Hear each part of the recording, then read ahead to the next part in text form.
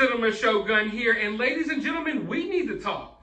Because I just read through Bob Saget's autopsy report, and there is something about it that is not sitting right with me. The other day I reported to you all that his official cause of death was released, and that Bob Saget passed away due to brain bleed, which immediately raised my suspicions because from what we were told, from what we know, supposedly, Bob Saget was just chilling peacefully by himself in his hotel room after having performed a couple of stand-up comedy sets, and he was even posting on social media after those shows from his hotel room. So that's the story that we were told.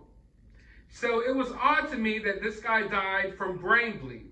So obviously he had to suffer some type of injury inside of that hotel room that caused his brain to bleed. But not just that, it had to be an injury that he somewhat ignored and decided to go to sleep and maybe sleep through it, not knowing the extent of these injuries. At least that's the way the story is being told to us.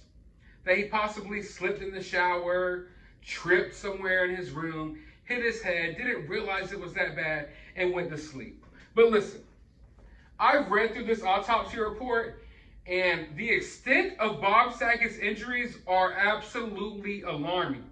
This doesn't look like someone slipped and tripped in their hotel room, hit their head, and decided, oh, I'm okay, I'll just go to sleep and I'll be all right, and then I'll wake up and catch my flight in the morning. No, this guy was brutally damaged. His head was brutally damaged. Now, before I even get into this report, I want you all to understand how they found Bob Saget's body. When they came into the room, Bob Saget's bags were fully packed by the door. Bob Saget was laying on the bed backwards with his right hand across his chest, we're in the heart area. So when you see someone like that, you immediately think maybe they're having chest pains, heart attack, right? That's the way his body was placed. So that will lead you to believe that if he's suffering from brain bleed and he hit his head, at some point he got up and then tried to go to bed. But when I looked through this report, these injuries are pretty extensive. Now, I'm no medical expert. Bear with me here on pronouncing these words, because I can tell you right now, I cannot pronounce all these words. But I want you to get an understanding of the extent of Bob Saget's injuries here. He had posterior scalp abrasions, a subgaleal hemorrhage, which is blood that forms between the skull and the scalp. Discoloration in the upper and lower eyelids due to a skull fracture. Subdural hematoma, which is a buildup of blood on the surface of the brain. And a subarachnoid hemorrhage, which is bleeding in the space that surrounds the brain. But not just that. His skull was fractured all the way up to his eyelid, like his eyes. His skull was fractured in many places, including the orbits around the eyes, which, like, feel your eyes right now. That's the portion of the skull that is around your eyes. These bones right here were cracked. They were fractured. So not only did he have this injury to the back of his head, his entire skull was cracked. From his eyeballs all the way back, he was bleeding in his eyes. His skull surrounding his eyeballs was fractured. So you want me to believe that Bob Saget, in the safety of his own hotel room, bashed his head in to the extent that his eyeballs were fractured. His entire skull completely cracked, several different places, and didn't call 911, didn't go get medical help. He got up from this injury, got dressed, and then laid in his bed and went to sleep? No, I am sorry. I am sorry. Like I say all the time, I was born in the day, but I was not born yesterday. Now, I always want to make it clear, I know freak accidents can happen, and I'm not saying this is impossible, but ladies and gentlemen, looking at the extent of these injuries, do you really believe that someone can injure themselves this badly and still get up and still make the conscious decision to lay down and go to bed? Yeah, that's what we were told, that he had this little injury to his head, didn't realize how bad it was, obviously, went to bed, went to sleep, and didn't wake up. No. This dude's eyes were purple and black from discoloration because the orbits around his eyeballs were cracked and fractured open. His skull fractured in multiple areas. His brain bleeding. There was blood between his scalp and his skull. Blood between his brain and... Oh my God. It just looks like this guy got his head bashed in.